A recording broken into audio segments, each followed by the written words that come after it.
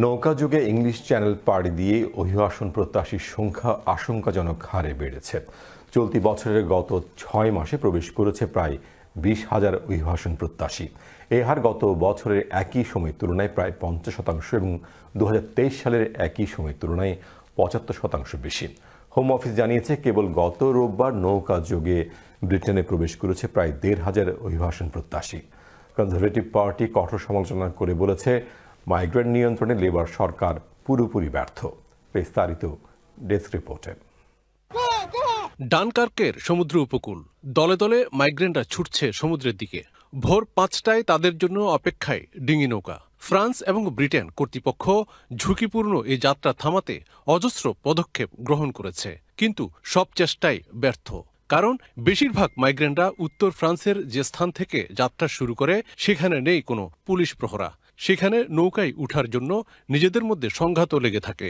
মঙ্গলবার ভোরেও ফ্রান্স উপকূল থেকে ছেড়ে এসেছে দুটো নৌকা। চলতি বছর প্রায় ২০,০০০ অভিবাসন প্রত্যাশী ব্রিটেনে প্রবেশ করেছে, যা অতীতের রেকর্ড ভঙ্গ করেছে। গত বছরের একই সময়ের তুলনায় এই সংখ্যা প্রায় ৫০% এবং ২০২৩ সালের চেয়ে ৭৫% বেশি। এই সংকট থামাতে ফ্রান্স কর্তৃপক্ষ বিভিন্ন সময় নিয়মকানুন কড়াকড়ি করেছে। লন্ডন এবং প্যারিসের মধ্যেও রয়েছে যৌথ উদ্যোগের ছড়াছড়ি। এর মধ্যে অবৈধ প্রবেশকারীদের ফেরত পাঠানোর উদ্যোগও নেওয়া হয়েছে। Where are you from? I'm from Somalia. Somalia. You didn't get on board the boat. Yes, sir. Why not? I don't know. No room? তুরস্ক থেকে আসা মাইগ্রেন্টরা সমুদ্র উপকূলে টানাচ্ছে তাঁবু। তাদের সহায়তাকারী চ্যারিটি সংগঠনগুলো ভয়ানক এই যাত্রার পরিণতি নিয়ে শঙ্কিত। These people are totally determined. They know they will risk their life. They prepare to die crossing. That's what they want. It's their final aim is to reach England. What for? I don't know. Why not stay in France? Some of them do. Some of them do.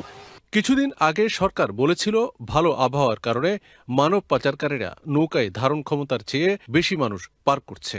যদিও গত বছরের জুলাই মাসে ক্ষমতায় আসার পর থেকে migrant নিয়ন্ত্রণে labour সরকার নানান পদক্ষেপ গ্রহণ করেছে। এসব পদক্ষেপ তেমন কোনো কাজে আসেনি বলে মন্তব্য করেছে কনজারভেটিভ পার্টি। তবে সরকার বলছে, মানব পাচার চক্র ধ্বংস করার জন্য তারা কাজ করছে। Milton Rahman, channel S news desk.